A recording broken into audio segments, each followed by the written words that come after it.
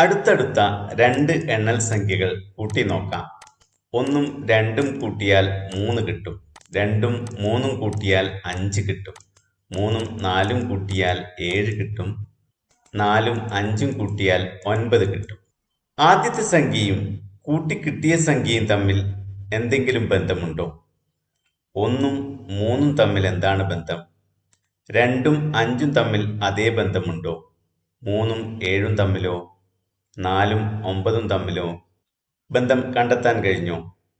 ഇല്ലെങ്കിൽ നമുക്ക് ആദ്യ സംഖ്യയുടെ 2 മടങ്ങ് കണ്ടു നോക്കാം. 1ന്റെ 2 മടങ്ങ് 2 ആണ്. 2ന്റെ 2 മടങ്ങ് 4, 3ന്റെ 2 മടങ്ങ് 6, 4ന്റെ 2 മടങ്ങ് 8. 2ഉം 3ഉം തമ്മിൽ എന്താണ് ബന്ധം? 4ഉം 5ഉം തമ്മിലോ? 6ഉം 7ഉം തമ്മിലോ? 8ഉം 9ഉം തമ്മിലോ? ഇപ്പോൾ ബന്ധം കിട്ടിയല്ലോ. ഇതിലെല്ലാം ആദ്യത്തെ സംഖ്യയുടെ 2 മടങ്ങിനോട് 1 കൂട്ടിയതാണ് കൂട്ടിക്കിട്ടിയ സംഖ്യ.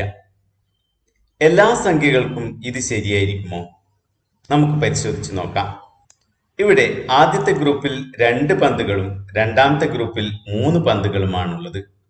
ആകെ 5 പന്തുകൾ. ഇനി നമുക്ക് മറ്റൊരു തരത്തിൽ ചിന്തിച്ചു നോക്കാം. ഒന്നാമത്തെ ഗ്രൂപ്പിലെ 2 പന്തുകളെ അതേപോലെ വെക്കാം. രണ്ടാമത്തെ ഗ്രൂപ്പിലെ 3 പന്തുകളിൽ 2 എണ്ണം ഒരു ഗ്രൂപ്പും 1 മറ്റൊരു ഗ്രൂപ്പുമാണെന്ന് കരുതാം. അപ്പോൾ 2 പന്തുകളുള്ള 2 ഗ്രൂപ്പുകളും 1 പന്തുള്ള ഒരു ഗ്രൂപ്പുമാണുള്ളത്. അതിനാൽ ആകെ പന്തുകളുടെ എണ്ണം എന്നത് 2 ഗുണിക്കണം 2 പ്ലസ് 1 ആണെന്ന് പറയാം. അതായത് ആകെ പന്തുകളുടെ എണ്ണം 2ന്റെ 2 മടങ്ങിനോട് 1 കൂട്ടിയതാണ്. മറ്റൊരു ഉദാഹരണം നോക്കാം. ഇവിടെ ഒന്നാമത്തെ ഗ്രൂപ്പിൽ 3 പന്തുകളും രണ്ടാമത്തെ ഗ്രൂപ്പിൽ 4 പന്തുകളുമാണുള്ളത്. ആകെ 7 പന്തുകൾ. നേരത്തെ കണ്ടതുപോലെ ഒന്നാമത്തെ ഗ്രൂപ്പിലെ 3 പന്തുകളെ അതുപോലെ വെക്കാം. രണ്ടാമത്തെ ഗ്രൂപ്പിലെ 4 പന്തുകളിൽ 3 എണ്ണം ഒരു ഗ്രൂപ്പും 1 മറ്റൊരു ഗ്രൂപ്പുമാണെന്ന് കരുതാം. ഇപ്പോൾ 3 പന്തുകളുള്ള 2 ഗ്രൂപ്പുകളുണ്ട്. അതിനാൽ ആകെ പന്തുകളുടെ എണ്ണം 2 ഗുണിക്കണം 3 പ്ലസ് 1 അഥവാ 7 ആണ്. പന്തുകൾക്ക് പകരം സംഖ്യകൾക്കും ഇതുപോലെ ചെയ്യാമല്ലോ. ഉദാഹരണമായി 100ന്റെയും 101ന്റെയും തുക കാണണം എന്ന് കരുതുക.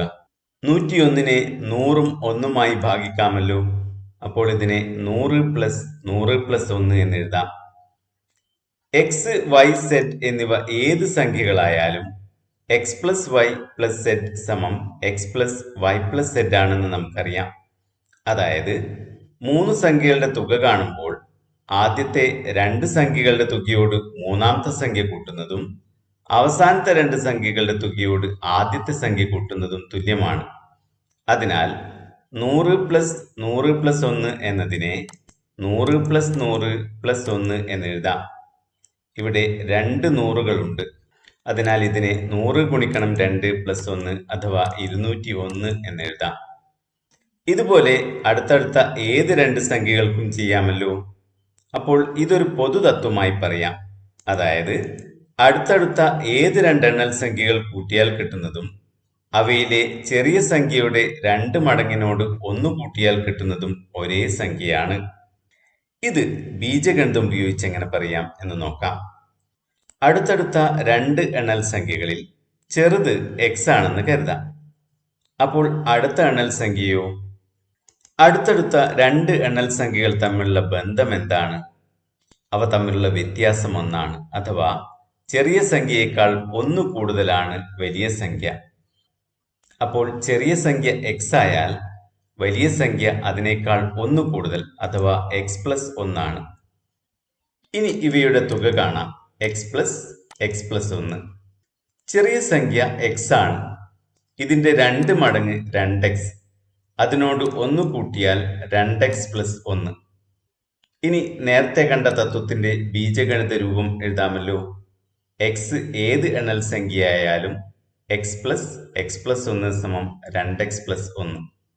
എക്സ്, വൈ, സെഡ് എന്നിവ ഏത് സംഖ്യകളായാലും X plus Y plus Z സമം X plus Y plus Z ആണെന്ന് നമുക്കറിയാം.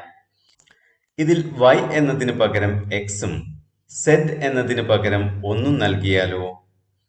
എക്സ് പ്ലസ് 1 സമം എക്സ് പ്ലസ് എക്സ് പ്ലസ് 1 എന്ന് കിട്ടും. എക്സ് പ്ലസ് എക്സ് 2x ആണല്ലോ. അപ്പോൾ ഇതിനെ എക്സ് പ്ലസ് 1 സമം 2x പ്ലസ് 1 എന്ന് എഴുതാം. ഇത് നേരത്തെ കണ്ട പൊതുതത്വത്തിലെ സമവാക്യം തന്നെയാണല്ലോ. എക്സ് വൈ സെഡ് എന്നീ 3 സംഖ്യകളുടെ തുകയെക്കുറിച്ചുള്ള സമവാക്യം എണ്ണൽ സംഖ്യകൾക്ക് മാത്രമല്ല എല്ലാ സംഖ്യകൾക്കും ശരിയാണല്ലോ.